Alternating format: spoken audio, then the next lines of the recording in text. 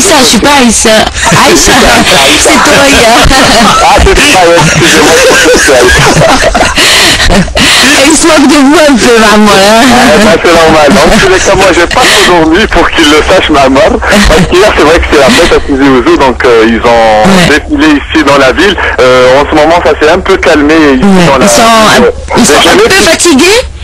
Non, ils sont pas fatigués, détrompez-vous, c'est juste que les supporters, comme le disait Mohamed, c'est vrai que les différents quartiers de la ville sont très bien organisés. D'ailleurs, j'admire cette organisation qui a été faite par les différents quartiers, même les différents villages qui, eux, ont acheté donc les tickets à l'avance, sont organisés à louer les bus, sont montés pour aller à Alger, et ils sont tous partis très tôt, vu que donc il y a cette distance de 100 km qui sépare les deux villes avec les encombrements. Donc les supporters, je suppose... Mais dites-moi, est-ce qu'il y a les couleurs partout? Est-ce qu'on voit du vert et du jaune partout? D'ailleurs, je peux vous confirmer qu'il y a un quartier spécialement qui s'appelle ici le Mondial, qui lui, s'est mis aux couleurs de la JSK en jaune et vert. Il y a des banderoles géantes qui ont été confectionnées pour l'occasion, Touraya.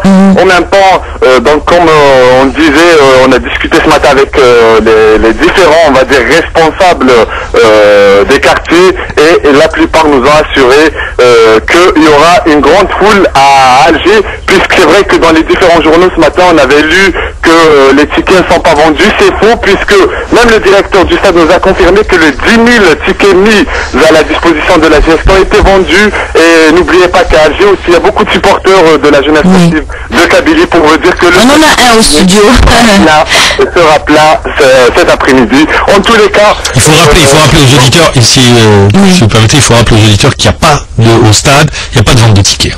Pour que ça soit au stade du 5 juillet.